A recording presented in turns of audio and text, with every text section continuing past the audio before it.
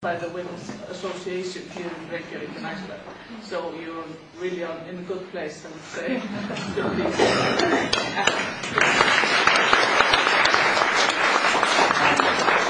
Afterwards we are going to have a swift discussion og samantækt á íslensku fyrir þá sem að vilja, þannig að we'll have discussions later on.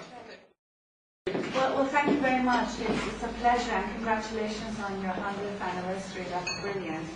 And thank you to Susan and Skeptics and the Women's Rights Alliance for inviting me. It's a great pleasure to be here. I'm really excited. And I know there's so many issues we can talk about, given the rise of political Islam, violations of women's rights, and so on. But I do want to focus on the veil, because I think that criticism of the veil isn't taken very seriously. If the veil as a tool of oppression and restricting women isn't discussed enough, and that's why I thought I would focus on this issue, though obviously please feel free to bring anything else into the discussion as well, but just to warn you that that's what I'd like to focus on.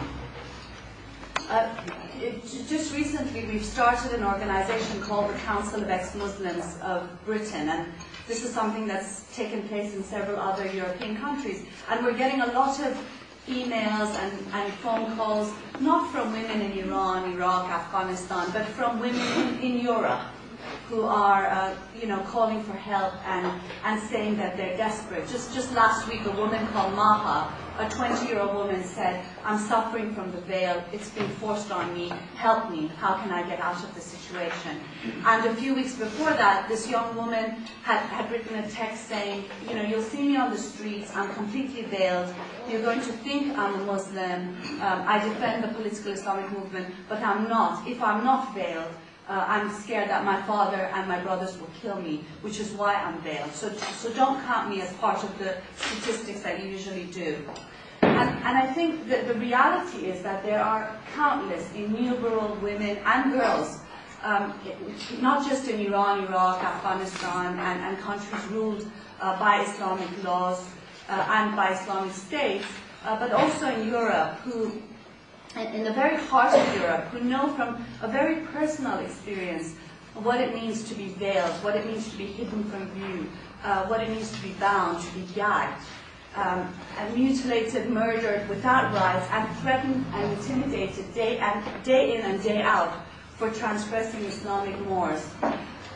The veil, in my opinion, I think symbolizes, is the best symbol, the most poignant symbol of this very bleak reality for women and girls. And I want to focus on the veil because I think it's impossible to address women's rights issues under Islamic laws and to defend women's rights unequivocally without denouncing and condemning the veil. And I think this is why when Islamists first come to power, or when they want to access power, the first thing they do is try to forcibly veil women and girls. And also why, on the other side of it, improper veiling, burning the veil, transgressing veiling rules, are one of the first things that you often see in Iran, for example, for people who are trying to oppose Islamic rule and Islamic power. And in Europe too, I mean, the fact that people, I've seen myself, girls, putting on their veil, removing their makeup, obviously they're going home. And even if it's not an Islamic state, the fact that that transgression is one of the first things that a lot of girls and women will do. Now, I know that there are a lot of people, the opponents, especially the political Islamic movement and its apologists in Europe, they often say, well, there's so many other important women's rights issues. What's all this fuss about the veil? Why does it have to be so important? What's the big deal? And to me, asking that question is like asking, well, what's all the fuss about racial apartheid or the segregation of races in apartheid South Africa? After all, there were so many pressing issues faced by blacks in that country. I suppose that's why the then South African government kept saying that separate doesn't mean unequal, even though we know very well that that's exactly what it means. And we know, in hindsight at least, why the very physical act of segregation was so crucial and symbolic of what it meant to be black under South Africa and under apartheid South Africa.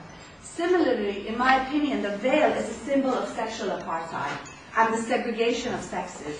In countries where Islam rules, like in Iran, there are separate entrances for women into government offices, for example, separate areas for women seating on buses, the banning of women from certain public arenas like sports stadiums, a curtain dividing the Caspian Sea, so women swim on one side and men on the other. And these are just examples of what it means in practice, in my opinion, to be female under Islam. That people transgress these rules day in and day out is a testimony to their humanity and not to Islam and Islamic laws or the states that impose them by force. When we talk about the situation in Iran, some of the Islamists and apologists will say, well, okay, we need to be against compulsory veiling, though you never hear them talk against it, in regular terms. You never hear an Islamist or their apologist saying, oh, we're against compulsory veiling. It's only in this argument that they'll concede, well, okay, we're against compulsory veiling, but if it's a choice that's been freely made, then we have to defend the, quote, right to veil. And I disagree completely with this, 100%. I think, of course, adult women have the right to choose the veil, though that right is in no way absolute, as many rights aren't. And it's a completely different matter for children, which I'll come to later. But having the right to do something is very different from defending the freely chosen veil, or the, quote, right to veil.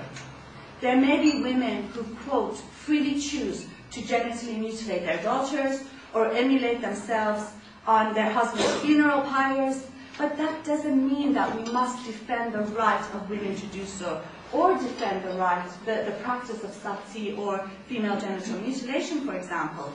The defense of rights is not about making everyone agree, as you will always find people who will defend the indefensible and commit it as well.